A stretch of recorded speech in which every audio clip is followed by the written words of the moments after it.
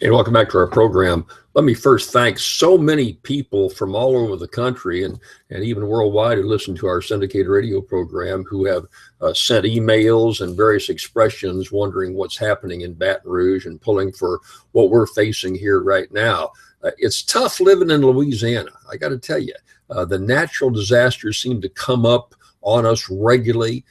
After Katrina, we've had 4 or 5 major storms that have caused a lot of havoc, particularly in South Louisiana. Of course, that was then punctuated by the terrible shootings that took place of the 4 police officers have been killed now that happened here a few weeks ago in Baton Rouge. And so you think that a small southern town like Baton Rouge, the state capital, but not quite so illuminating, would break open as it has here recently. And the natural disasters cause us so much damage here in this part. We lived through Katrina, and we're trying to assess just how bad we are. Katrina was just a devastating effect, 3,000 people killed, and the whole state just completely engulfed in trying to help that situation in South Louisiana. Now we face an area, so many people evacuated to Baton Rouge after Katrina, and Baton Rouge almost doubled in size. This is a whole changed town since 2005. But now it's hit here, and not just here, it is all of the surrounding area, going into what is called the suburbs, parishes like Livingston. You folks up in the northern part think of counties. We call them parishes because of our Catholic heritage down here. 90% of the homes have been flooded in Livingston Parish, about 20,000 homes just in that one parish alone. There's been 100,000 automobiles that have been completely flooded, will be trashed.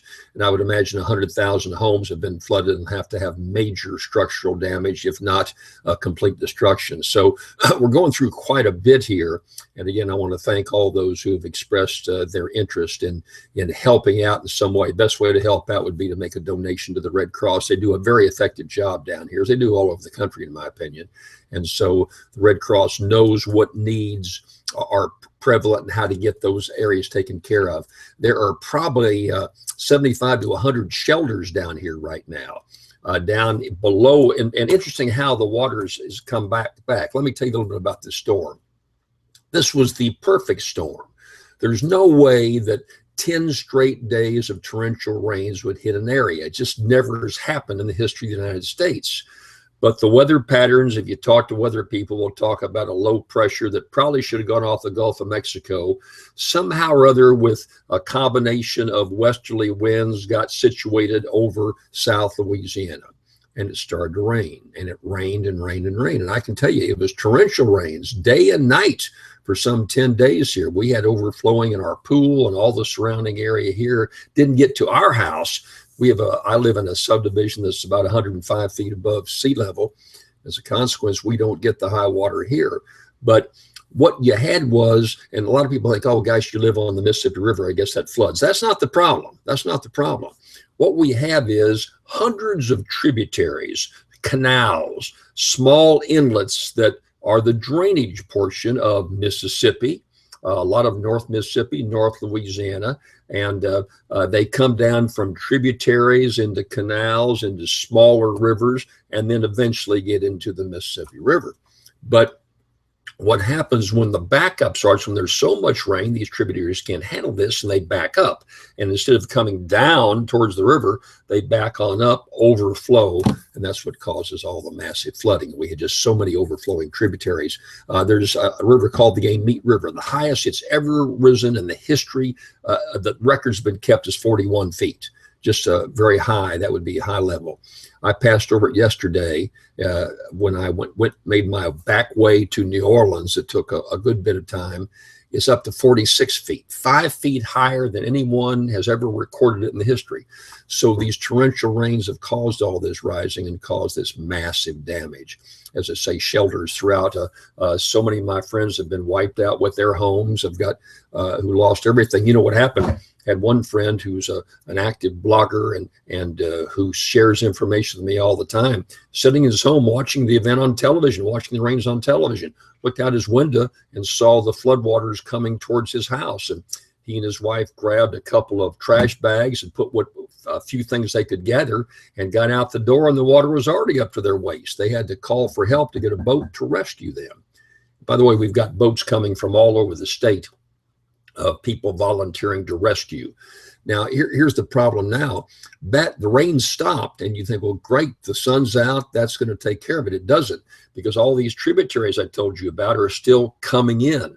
South of Baton Rouge, areas called Ascension Parish, the town of Gonzales, and all that surrounding area are getting these tributaries that are now flooding in there. And people who right now, as we speak, as you're watching this, are dry and their homes have not been flooded, in the coming days could well flood because of all these tributaries coming into the southern part of the state. Interstates have been closed for some time. I went to New Orleans, took me about 3.5 hours, normally an hour trip to New Orleans yesterday, and that will carry with us for some time to come. So that gives you an overview of what we face down here and how terrible it is. And like I say, usually Baton Rouge is the rescue point. Our people are real good about getting their boats and rescuing others. This time, they're the ones that need rescued. And as I say, the damage is going to be torrential. You know, I was insurance commissioner down here for 12 years. And one thing I continually harped on was you got to buy flood insurance. It's gotten more expensive here recently, quite frankly, too expensive, and that needs to be addressed on the federal level.